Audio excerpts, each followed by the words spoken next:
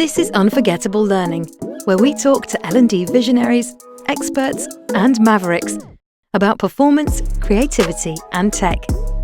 Subscribe to stay in touch.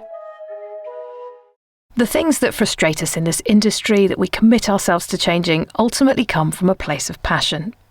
One person who we feel has this in spades is Manniche Riber, who we talk to about good intentions, learning as a hypothesis, and the realities of building a data-driven learning culture when all the business wants to do is keep moving forward. In a conversation that was mostly about data, we realised the underlying theme was our humanness, and it got downright spiritual by the end. Well, hello and welcome. And today we've got a really special guest, and probably will not take too kindly to me kind of pumping their tires a little bit over here. But I wanted to welcome Peter to the Unforgettable Learning Podcast. Peter, welcome. Thank you. Thanks for having me. Yeah. I don't want to introduce you because I think it's much better for you to introduce yourself. Although I will say that I've known Peter for quite a while, and to tee it off, one of the sharpest minds, I would say, in L&D in terms of just how we even think of L&D, because sometimes we don't stop and think about L&D. And I think that's kind of one of the main reasons why Kate and I were so passionate about bringing Peter on, because I've always valued your opinion on how we take a step back and think about why we exist, what are we doing, and why are we doing it in the first place. And so that's really what I wanted to dive in today. But before we get into, Peter, if you don't mind just doing a quick introduction for us, that'd be great. Of course. Thank you for the kind words. I'll take them in.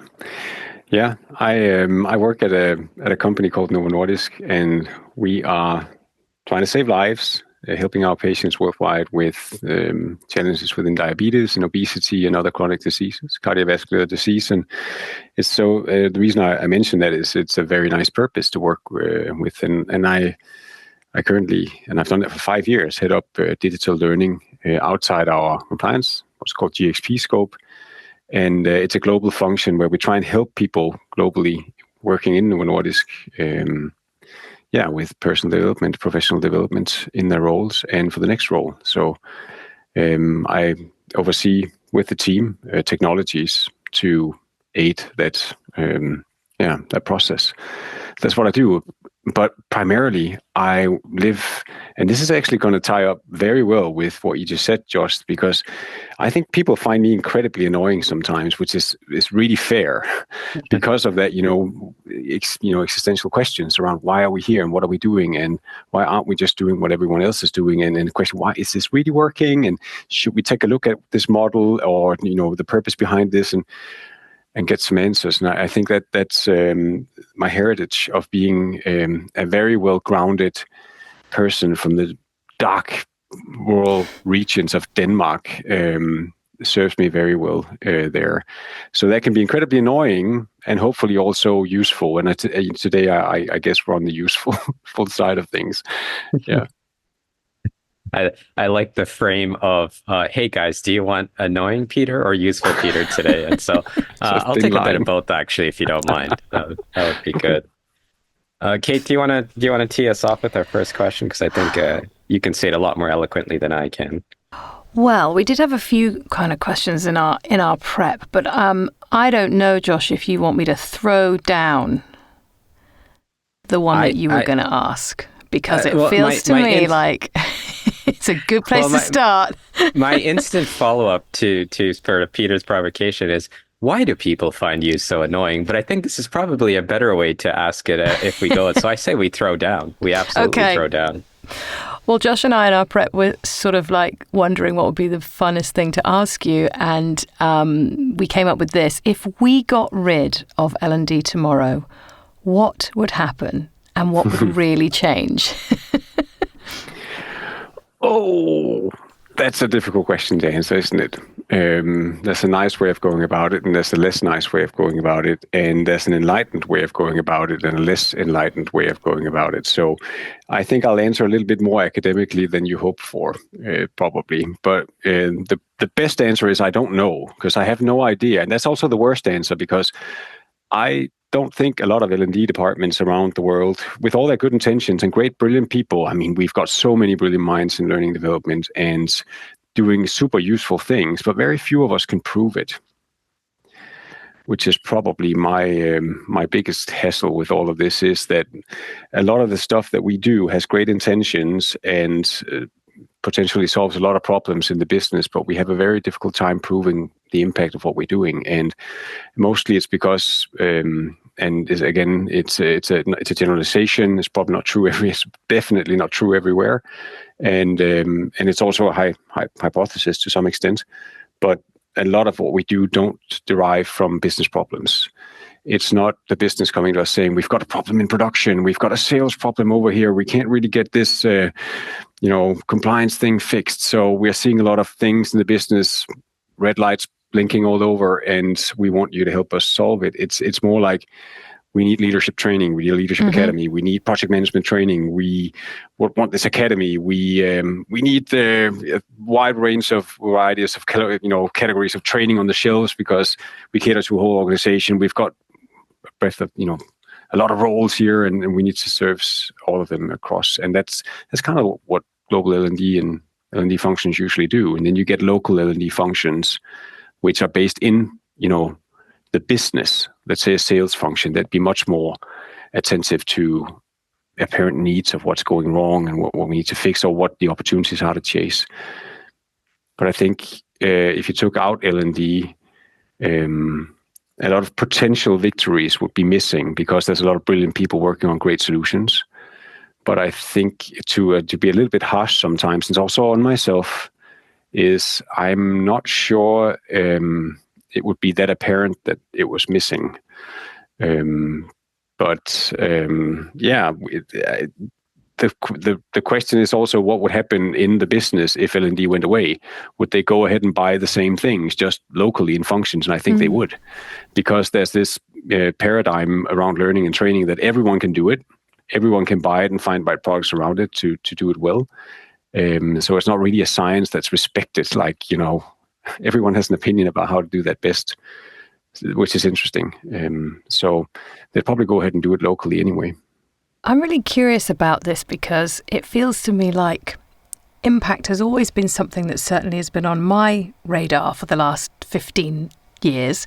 And yet there's something that kind of holds back organisations from being able to jump in. And I can't quite put my finger on it. I don't know what you think. I don't know whether it's down to, sometimes I think people find themselves in L&D. It's not necessarily like a role you grow up with, like as a kid in your mind, like, that's what I'm going to do.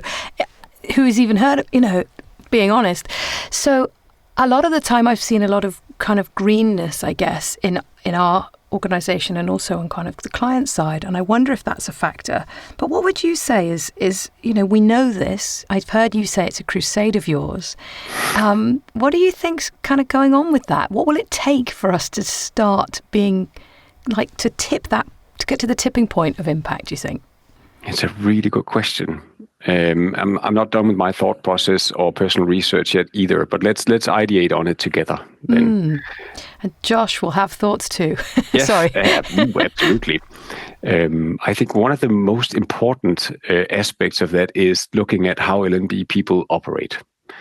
So a lot of us are in love with the process of learning, right? Of helping people get to the next stage of something, whether it's development within a topic, a function, a role. Give people something to develop, those aha moments, that learning experience that really took them to the next place. It doesn't matter whether it's happiness or it's career or whatever it is. We're kind of in love with that process, and we want to do it well. And then we are also employed in businesses, where the focus in a lot of business units is different. It is margins, it is efficiency, it's productivity, and it's other things that they care about when they get up in the morning, to do that well and to do it for the company. And those two processes are not very well aligned always in the way that we approach them. So, but there is some love in the, and we in L&D also have there's a lot of science, right?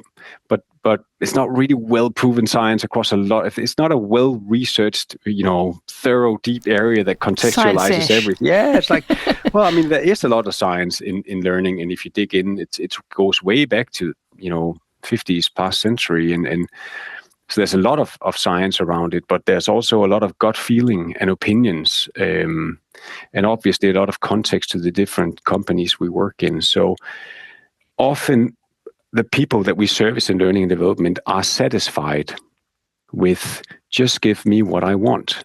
Give me that academy that runs through these things that I think is necessary, because I've seen that, that needs to change in the business. I've seen that. I know that I'm a senior person here, so, we don't have to question that. So let's just go ahead and teach all these people this so they can go and do that. And when no one really asks the question in the requester's mind, from the requester side, what is it exactly that you're trying to change in the business? What's the number? What is the thing that everyone can see is going wrong? Where can we prove that this is a problem? Or where can we build the hypothesis based on a baseline number that there's an opportunity to chase? If we started there, it would be different. And we fall in love with the process of saying we need our leaders to be more inclusive. Mm-hmm. Fantastic. So let's build a program, an academy, where we make leaders more. And then we start building the content. Then we start designing the experience. That is a very nice process, right? And we're all experienced and we can all do that and make something cool. And on the other end, potentially have people coming out saying, that was amazing. But no one's questioning whether that's going to change what we wanted to change, or at least few are. And I see it a lot with the best intentions, brilliant minds, having a difficult time changing the mindset to, and it's even when I have conversations with these very brilliant people, it's difficult for them to define an actual problem or an actually, a point of departure that has a number or data or anything related to it. It's more feelings. And that's perfectly okay with me if you do it with open eyes, because it is, but it's pretty cost heavy, some of these things, right? It's not cheap to set up a leadership academy or a project management training thing where you put thousands of people through that time, travel, cost of facilitation and all sorts of things, and the opportunity cost of what they could have done instead. It's pretty costly. So why aren't we interested in figuring out whether that investment actually was needed materializes? Yeah, that's one thing, but also materializes into the stuff that we've hoped for. And I just think that missing link, and you just talked about 15 years in, not really being able to put the finger. Well, what is the real issue here? Because brilliant people can do brilliant L&D things. Business problems, they're always there. Why can't we connect those two? I don't know.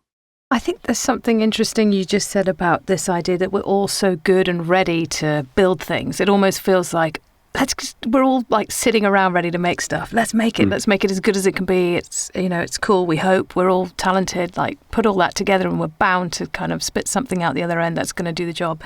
Love that it's not necessarily the case, or that perhaps it might be the case, but it's on chance rather than doing proper, I guess, what I might have called, just good design thinking and going back to the beginning and what does it need and what's the research we need to do and what is the challenge or opportunity that's here and what are the results we hope to get, and then let's get going on our creative process. And Josh, go ahead. I can see you with thoughts. As I'm hearing the both of you speak, I'm actually reflecting on how I probably need to have better hobbies in life, because I spend way too much time thinking about this exact thing. And I think you nailed it, Peter. I think, first of all, completely agreed about good intentions. There are some fantastically talented people in our industry doing amazing work, and all the intention and all the effort is there.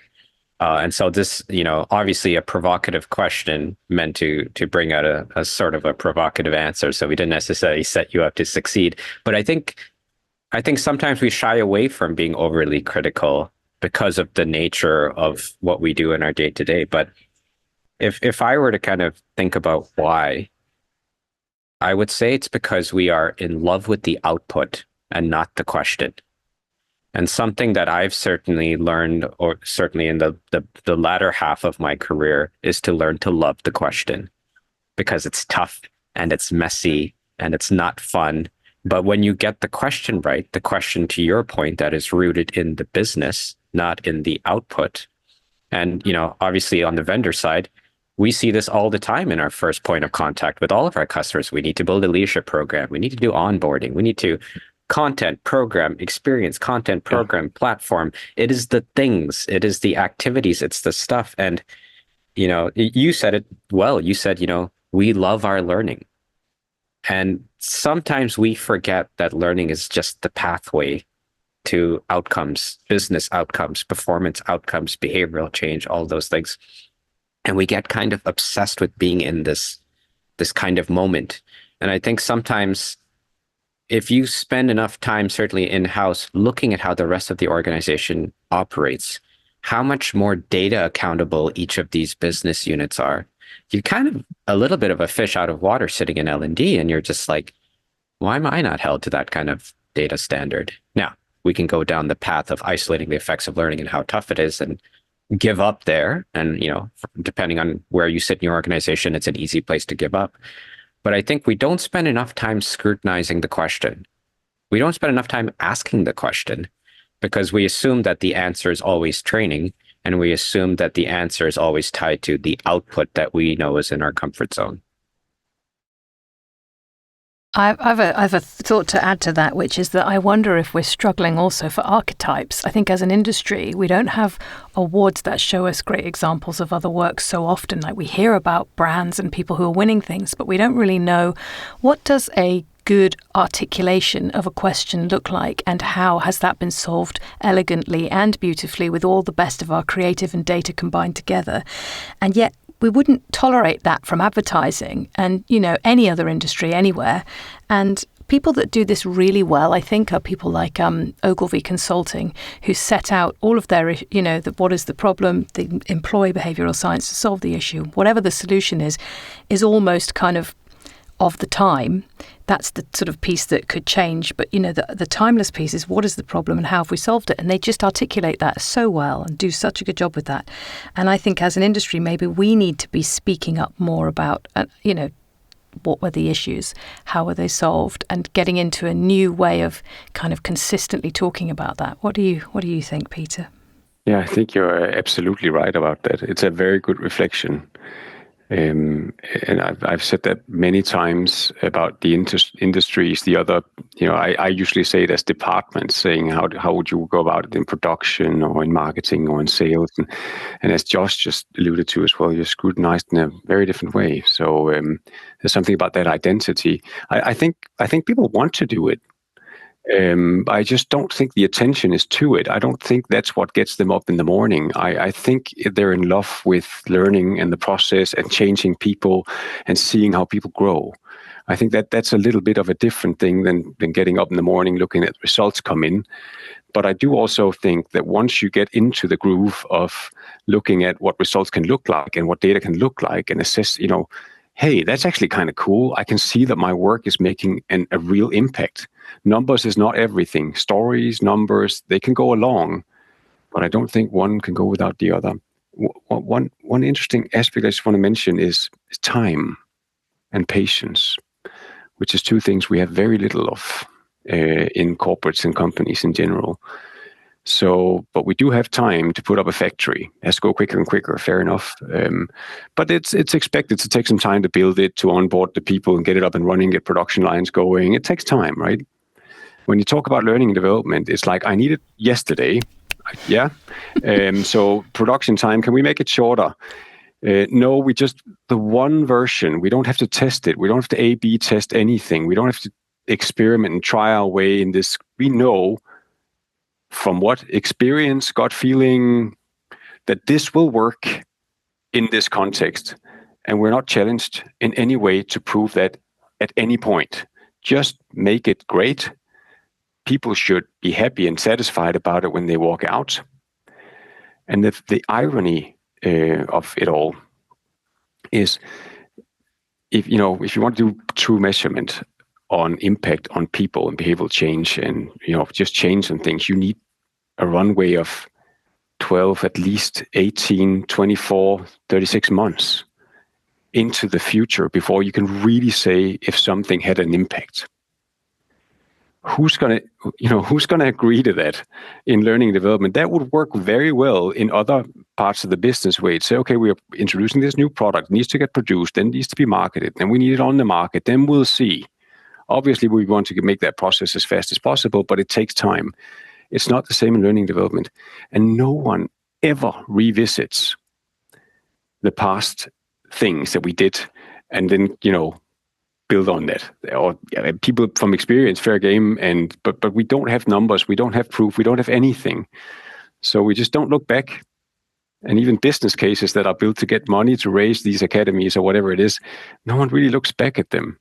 And it's so funny about that concept of time and how we see very small iterations, deliverables, just deliver and then next thing. And it's strange that we do that. It's probably because we have a lot on our plates with very few resources, and we want to do, as much as possible to make people happy. I don't know.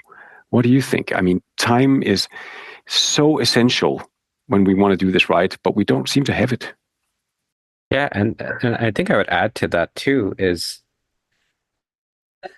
the view of learning, and you said it earlier too about how everyone has a point of view of what learning is because we've all kind of gone through it and they feel like they can just put their voices into it. Is learning is not a transaction, it is not a switch, it is messy, it is a journey rather than an event. And just the time it takes to shift behaviors, shift attitudes, to do proper skill development. I kind of find it a little bit funny, the conversation around skills these days, as complete this pathway and you've got a skill. Yeah. And it's like, do you have a skill, or do you just have evidence of watching videos? And so I think about the patience required to think about how learning can actually lead to organizational transformation. And maybe that's, to the question you asked earlier, Kate, maybe that's one of the pain points, is just patience. Human patience for humans, which in this world of AI, which we'll get to quite soon, Peter, because I know you're passionate about that. Maybe there's a lot of impatience, and I certainly see it on my side, and this is a little inside baseball for you, but on the vendor side, you're always asked questions of like, how committed are you to impact measurement, and please show evidence of impact measurement, and not to skirt around it, but it's on you in-house to drive that. Yes, it is. Because we can come up with a great plan, but ultimately, to your point, we're only there for a 12-week engagement or something like that. To your point, are you willing to sustain the momentum within your organization to truly get to an ROI stage 12, 18 months down the line? And it's one of these kind of elephant in the room conversations of, let's wink at each other and talk about what it really means to do impact measurement, and then I'll give you the answer you're looking for, so that we can start working, together.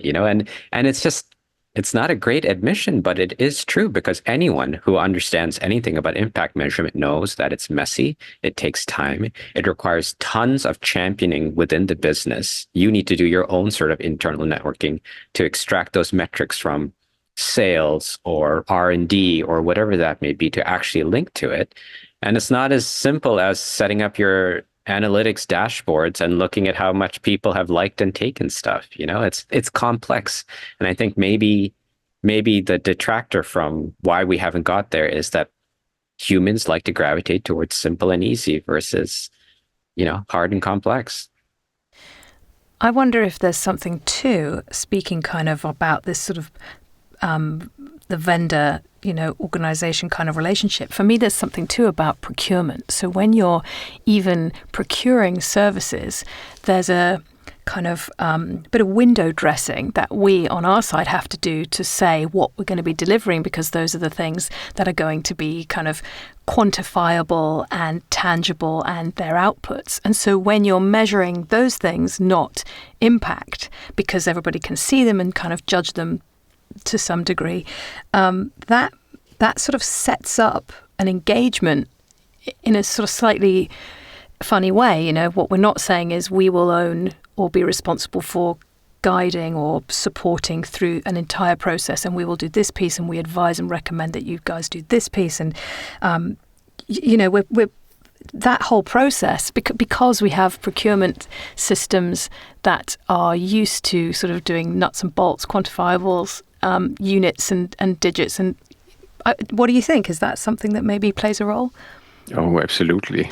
Of course it does. And I think it's part of I think it's very smart, by the way. It's a good thought and reflection. And you're right.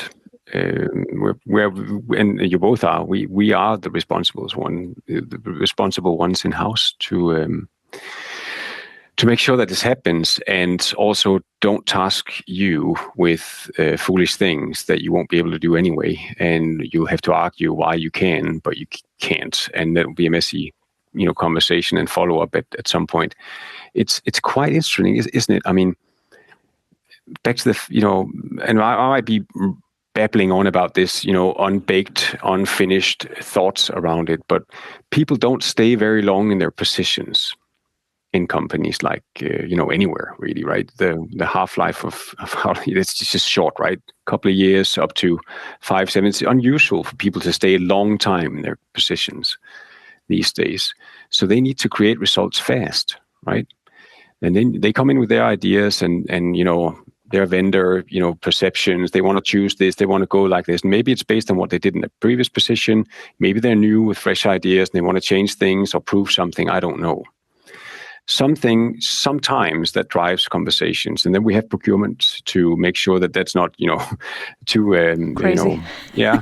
But they have their processes, and they're smart, and they want to do the right things, but they mainly just take the questions that we have, basically because they can't be expert in every procurement situation everywhere. So it is L&D people leading some of these conversations, and if we don't know enough about measurement, how are we supposed to put the right requirements on you guys? I mean, we've heard about it. We know it's important. And someone from procurement might ask us, what about that? How do we follow up? What about a business case? How do we? And then we start working with it, but task you guys with things that's really not fair and should be driven by us internally. Most L&D functions don't have access, as you say, Josh, to a data repository that's good enough, strong enough, has enough quality, and is not wide enough. A lot of people don't have the perception of, they don't know what kind of data they could go out and look for and what they really want to change, because they have a perception of what they want to do with their learning thing or their system or their program or whatever it is. But I don't think they really have the touch on, so what kind of data are we looking at? What's the quality? Where do I get it from? Okay, I want to set up a measurement thing over the next 36 months where we have touch points here. We've got this qualitative data that we want to affect. We've got this assessment, this third-party thing that we want to bring into the mix. And then we want to see development over time with these notches. And I mean, that plan is not a use, it probably would be in marketing to some extent, right, around campaigns, and maybe not as long-term. But it would be kind of the setup that you'd have those notches, you'd have those touch points, measurements, thresholds, and all that. It's not common practice to do that in learning development. So I don't know if that's partly the answer, that people don't stay for long. We don't have that grasp on what it means, and that makes the conversation a little bit awkward. Maybe, I don't know. Well, this kind of leads us really nicely into something that I know that you're not only passionate about, but I would say, arguably really working and successfully bringing results about in. So perhaps you can give us kind of tangibles around this. But when we think about impact and how you're approaching that at Novo Nordisk and your sort of intentional design process and data gathering, can you sort of paint a portrait of what you're doing and what you see is working, notwithstanding people moving roles, procurement processes, working with vendors, etc., etc. Give us a bit of a flavour of what you're doing that's going well. Yeah, I'd like to underline that it is, I get back to the patience and time. That change also takes time. Now, I am fortunate. I mean, every colleague I've got, and this sounds very, very cheesy, but people working in Novo Nordisk are very highly skilled and brilliant people, and it's no exception in learning development. We have the best people. I mean, so smart, and they really want to do the best around measurements and all that stuff. And we're quite limited sometimes by the immaturity around data in general on what we have access to. And then there's the whole model around how we operate and how we intake and what we prioritize our resources on, who decides what we do and why we do them. Some of these factors sometimes limits the amount, ability to actually measure things. But it's slowly moving in the right direction. And we've got a lot of people thinking about it and challenging things about it, where we are now having conversations about how do we track this? How do we, over time, how do we set this up with assessments as one data point? What other data points do we have available? Can we do it? And then we go out and get it. And then we actually set it up. So we've slowly started to, one thing is shifting the conversation and the paradigm around how we built this, but also we spent the last 3 years plus setting up that whole data foundation. It sounds like 30 people did. They didn't. I mean, we were basically one person, a couple of people maybe working on it. But we've got a very strong data setup where we now have a visibility to the data points we have available. We have a straight line into the people in the organization data team, which has been set up, which is a very strong team now. So we have a very strong setup around what we can do, both to inspire, but also to measure when we want to get to that. But it's still very early days. We've done some individual initiatives that has had, you could say, close to strong evidence around impact in a positive way. But most of it has been backtracking, has been trying to look at, so we did this, what data points did that affect? So, but that would then again, back to the conversation around what problem you're trying to solve. If you don't start with designing from the business problem, then it's a little bit of a stretch to look for it afterwards. I mean, it's a little bit cheating, isn't it? We did this and it affected this, great. And the correlation might be strong, but you won't be able to control the conditions well enough. Now, we're a science company, so we use, these methodologies on our trials and all sorts of other things in our company, but we can't control whether we didn't have a control group set up where we could, look at the behavior versus the things that we put out there. But I would say, in short, make the long story here, windy story short, we're starting still, and it takes a long time to shift that conversation, but we're getting places now, and it's quite refreshing to have these conversations with people. That's great. And just to give like a kind of tangible example, the classic thing, or perhaps the previous way this might be done is, a vendor might provide some kind of e-learning experience over, say, multiple parts over a couple of months, perhaps a campaign of learning or something like this, with the intention of helping people to increase sales and grow their sales abilities and, a classic kind of program. Is that the sort of thing that you are still interested in if it's serving a purpose? And is the difference now that you're getting evidence of what the problem is in the beginning that's tangibly able to be sort of solved, and the goals that you would like with numbers and stories, and then at the other side, and then along the way collecting data points, and then at the end using this new sort of data architecture that you've set up and the relationships that you've created inside the organization to assess the success and impact of that? Is that how it's been? Can you give us an example? I've made one up, but if you've done one, I'm interested to know what it is. Oh yeah, I mean, and we're getting there. Designing, and we're applying the. I'm going to plug a few people here. We're using the framework of 5DI, which has been created by Nick Shackleton-Jones and is also used by Solve Together, a good partner of ours, where we start running more and more projects and academies and things like that with the basis of that model, which basically is design thinking with a stretch. And it takes departure in not only business problems, but the challenges that we are seeing with the people who are supposed to make the change, but also with the business problems. So, and it gives us very different products from what we had before, to some extent at least. But it also offers the opportunity now to, when those things are, mature and deployed and all that, to start measuring some of these things that we set out to do. So specific examples could be within diversity inclusion, changing mindsets. Could also be, I've actually read some interesting literature just lately on how that's very difficult to do with learning and training. Let's see. Some argue impossible, but fair game. But let's see. Yeah. Then our efforts will just be another addition to that. It's a funny thing in learning and training. We also have that perception that what we do will work 100%. Yeah. Okay, it probably doesn't, right? Yeah. So if we fail, that's okay, because then we're smarter, and then we'll go in another iteration in a different path, which is why we want to do all these things with measurements and testing and experimenting. But so it's okay if it doesn't work, to some extent at least, right? We'll do our best to iterate along the way, but we can't be 100% certain, of course. And it could also be in sales. So improving sales conversations for our field force is interesting.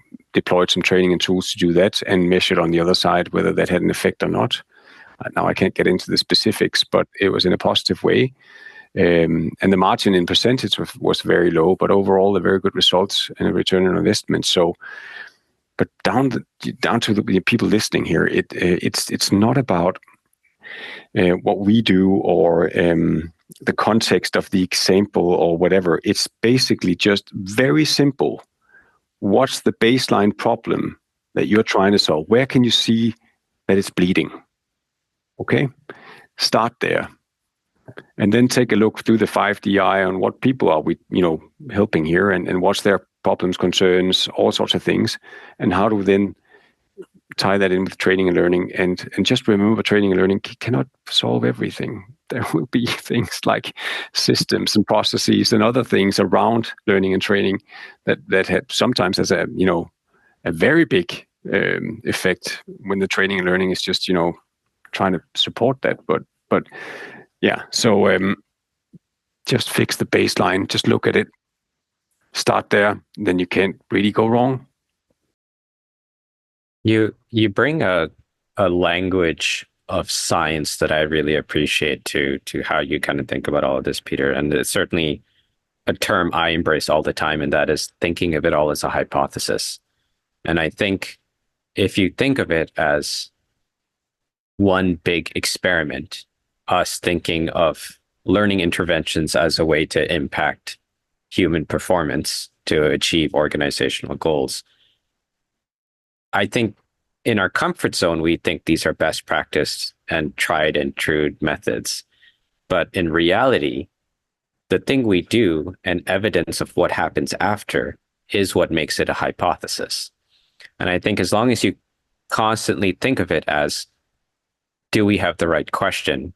And is this the right hypothesis to answer this question, which is a little scary, depending on where you sit in your organization. It just kind of frees you a little bit, I find. It frees you to discover and be humble about things, as opposed to feeling the pressure on you to think that this is going to solve all the problems of the world in your organization. And so I just like very much aligned to the language of it being a hypothesis, and bringing people, your team, on that journey of, we think this works. Let's find out more. Yeah, but that's a difficult sell sometimes internally, isn't it? I was thinking that. Yeah, I was thinking it's hard to sell externally too. Oh yeah, going. Yeah, exactly. It must be, right. I mean, but that's the honest version, isn't it? So, but it's difficult to sell internally, and it probably won't win a lot of trophies anyway either, right? So, going into an executive meeting saying, "Hey, we're going to do these things. We believe with our experience are the best, but we don't know if it'll work, and we'll test it and try it out." We won't be taking as seriously as if we went in saying, "This is the way. The best solution is this. Let's go this way." But the problem I have with that is that we don't have to prove it. So the body of evidence that we've got in learning and development about what works and what doesn't inside our companies is very vague. Back to the argument about not looking back at what we've done with a large library of evidence of what we did that didn't work, that worked, and now we're sure. Now we know within these contextual elements that this is the probability around this being the best solution is that, because we've got this body of evidence behind us. We don't have that approach, and that troubles me, which makes it easy for us to go into a room and just sell it from our gut, and it sounds great, but someone has to question. That's back to the annoying part. Someone's going to sit in the back room there saying, well, how do you know that that's the best? Is it because you think it's the best? Or did you see that in other companies, in other contexts, that was completely different, or in a different time? What was the, I mean, where's the evidence of this? And obviously you can't have evidence for everything, which is fair enough, but we really don't have evidence for anything at some, to some extent. That troubles me. And I wanted to change that. Back in the day when I was really arrogant and younger, it's like, hey, why don't we do this? Why, and now I'm more like, okay, well, if you go around asking the questions, then you also have to do it yourself. So that's what we've been building, and that's what we're trying to build, is to figure out how can we have a setup where we have a body of evidence of our interventions and their impact, so that we can start building smarter in the future and faster on top of this. And every other industry in the world, if we were building houses, huge buildings, I don't think you'd want a contractor going in, not having any evidence of anything around the choices that they're doing, and then going with, we're going to build that building. That person said it's going to be amazing, but there's no evidence of the materials or the structure or anything scientifically related to this that could, reassure that this building is going to stand in 5 years from now. So I know it's a stretched example, but it's different in learning development. And it's strange because it's a lot of money. Yeah, it's not too different. I've often thought this about architecture, exactly as you say. You just wouldn't tolerate that level of ambiguity. And I like architecture as an example too, because there are higher and lesser degrees of artistry. You can have a Herzog de Meuron beautiful thing if you want to, that's totally, pushing boundaries, or you can have a kind of housing estate which is going to be used for residential homes. And so sometimes it's about working out what's the evidence that's needed for the scale of the problem and the thing that we're trying to solve for. And perhaps we don't need so much evidence on less risky problems that we're trying to solve, or you know what I mean? Like we can balance that out. And I think to add to that, I think what kind of stops people in their tracks is just how intimidating it can all feel. And, the second you start opening a conversation around impact measurement, it instantly starts to get away from people who, just where our conversation started, who love the output, who love to build, who love to create, who, certainly in some of the L&D folk I've met, they come from a learning background. They're most passionate about facilitating and creating impact in that moment with a set of individuals. And all of those things are fantastic. And to put on this other piece of, I need to do something that might feel long and require a lot of momentum to get there, I don't know if I'm up for it, and that's not a bad concession to make. It is just understanding and, how you build learning functions and how you think about the talent you want to bring on, that maybe that's a specialist talent. Maybe that is something you say, hey, we need to bring people in or consultants in or something like that can hone in specifically on help us build connective tissue amongst these things, if you feel like you don't have that in your comfort zone. But I think the other piece as well too is anything is better than nothing. That's, and I sort of, whenever I speak to people about specifically how to become more data driven, my first kind of piece of advice is always just start, because anything you're doing is better than what you're doing today. And don't compare yourself to the most data-driven learning cultures that exist out there. Just think about what's right in front of you and what's the next meaningful step, because that's how you kind of get going. Because I find momentum is the ultimate killer in all of this, because you can knock on a door in the organization and instantly be told, forget that I don't want to work with you. I literally cannot give you this data because we work in a different silo.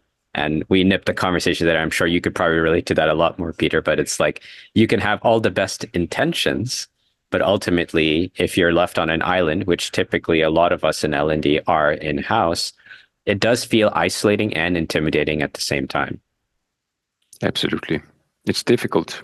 And L&D is difficult because you're scarce resourced, potentially at least. We're not a lot of people catering to a lot of people in a wide variety of contexts, roles, topics, all sorts of things. And we're also expected to deliver training and learning opportunities development for all of them at the same time. So that's a big ask. And back to do you want to boil the ocean, or do you want to just, go into those niche areas where you really can make a difference because you have to go deep? It's people. It takes time. Change is difficult, hard, as you say, messy.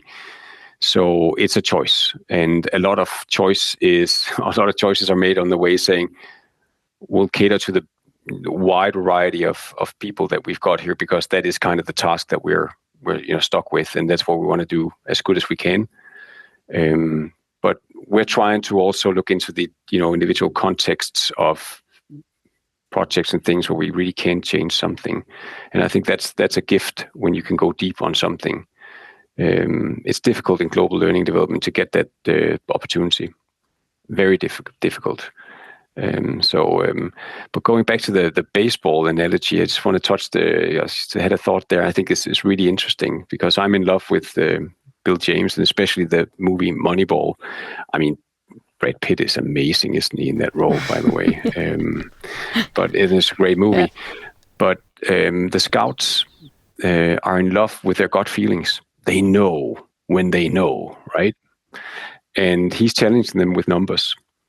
And it's not perfect. But what they created in that moment was a lot of, the cheaper alternative, giving people chances they would have never got, making a team out of something, out of numbers and what would work, rather than gut feelings and very expensive, accepting the game is what it is. And I think it's kind of what, like I lit my fire back in the day, is we can actually do this. We've got scarce resources. If we just get really good at the numbers game, let's say we can go into some of these rooms prepared with numbers, saying we can change this, we can do this, be well prepared. We can actually do a lot instead of dreaming with our guts. We can actually do a lot if we're very well prepared around the data. And as you say, Josh, just get started. People can't help benchmarking with perfect, but they have to stop doing that. I agree. The sports example, I think, is such an apt comparison, because the rise of analytics in sports in the last 20, 30 years has just fundamentally changed the world of sports. You can pick whatever sport you want. And what's funny, pick your favorite sport and you see your local pundit talking about just this conflict always between the eye test and what the real analytics say, which I quite enjoy, because I swung my pendulum all the way towards pro analytics. And then you start to see your favorite team losing, going down an analytics path, and you're like, there's merit to the eye test here. There is that gut feel component to it. And I think what a fantastic place it would be for L&D to have that problem. Yeah. Because right now it does feel very eye test, heart test, which is great. And we're doing something right here. It's not completely out of nothing. But if we could have that healthy tension between, but this is what the data is saying. And we know in a similar setting with sports that humans are not robots. Humans are not data points. They're real people that bring their emotions, their motivations, what's going on in their lives, and how they perform in that 90 minutes. Yeah, it's all of those things. We have the exact same opportunity and challenge in what we do. And so if we can get to that beautiful sweet spot between arguing between the eye test and what the analytics say, that's a great place to be in. We need our Moneyball, Peter. Yeah. Can we cast you as Brad Pitt? I'll need to grow a nice set of hair first, among some other things. Yeah, we'll do some screen testing. Yeah. I think this has been such a fascinating conversation. It's been really, really a pleasure to have you here, Peter, and a really nice pace to this conversation too. I think we're going to have to leave it here because we're almost out of time. We have one final question for you, which I'm kind of curious to your thoughts on this, but we always ask all our guests, what does unforgettable learning mean to you? Yeah. I think it's quite simple for me, actually. And I didn't make this up. Someone else did, but it resonates with me. And I'm a huge fan of Nick Shackleton-Jones. I can't help it. No one's perfect, but he's really good at what he does. And I resonate a lot with that emotional context thing.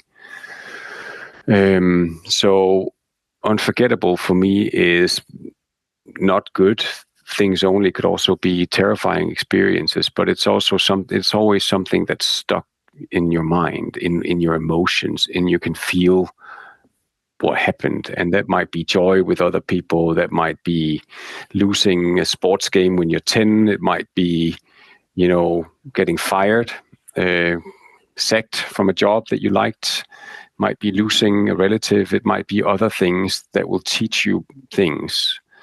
In the small and maybe a lot more insignificant corporate context of learning and development, there's still an opportunity there. I mean, whenever you make a mistake, whenever I'm a manager, right? Stop calling it leader, because that's not really what it is. I manage a team of brilliant people, and I make mistakes, a lot of mistakes. And I see the consequences of those mistakes, and I learn from them. And I learn from them because it creates emotions in me that these other people react in a way that I did not expect or hope, or something that, I know I did wrong. So now those experiences get stuck with me in my emotions because I care about it. And that is unforgettable for me. I can always track back to them. And sometimes it takes things to happen once more, or get close to it for me to remember, but that is unforgettable for me. Those things that really had an emotional impact on me. I love that you said that, and I love that we've kind of come full circle. As much as we love the analytics, as much as we understand data and we need it, it seems to me like we do always remember what hits us in the heartbone. So. Yeah, Yep. Appreciate it. Really have enjoyed this conversation with you. Thank you so much for coming on, and we will leave it there until next time. It's a pleasure. Thanks for having me. We hope you've enjoyed this episode. Subscribe to stay up to date with leading lights from L&D, and leave us a review to let us know what you think.